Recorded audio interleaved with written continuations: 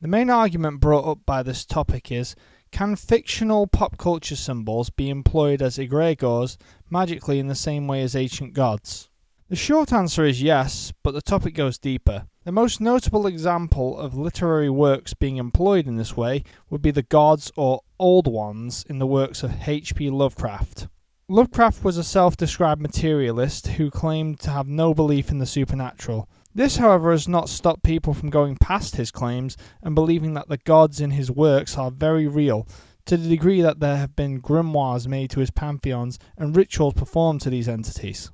This mixing of the occult has elevated Lovecraft's fiction to a form of metafiction and is often referred to as a mythos.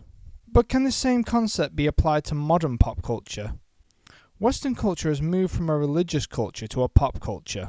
Pop symbols like Bugs Bunny or Scooby-Doo have become household names. Friedrich Nietzsche made a prediction that the arts would replace religion as the cultural bedrock. Pop culture could be seen as a result of Nietzsche's predictions coming true, which is one of the many reasons the extremely religious object to pop culture so much. Throughout the universes of Marvel, DC or anime franchises and fantasy literature, there is talks of humans or other beings that have supernatural powers and react with other characters to create stories and confrontations not unlike that of a story of conflict involving the Greek gods or a perceived battle of good versus evil similar to that of Horus versus Set.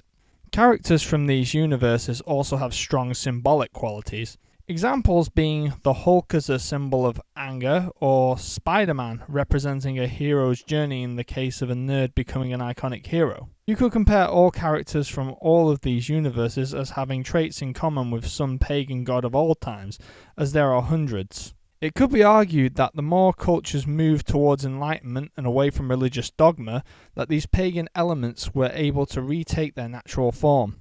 In my own experience, I have not had much luck in using pop culture symbols for serious rituals. However, I have found the symbolic quality to be very potent, either in small ritualism or magically involved mental exercises. I suppose an example could be when I was younger. I had focused on the image of Optimus Primal to give me strength and turn a situation where I was down and in a state of self-pity to turn that situation around and pull myself out of it.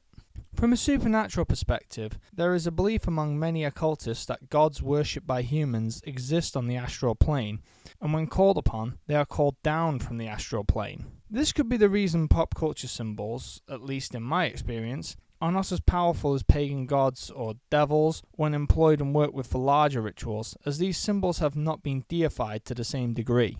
The notion of relativism between these symbols and their pagan god counterparts could be described by one of Carl Jung's theories.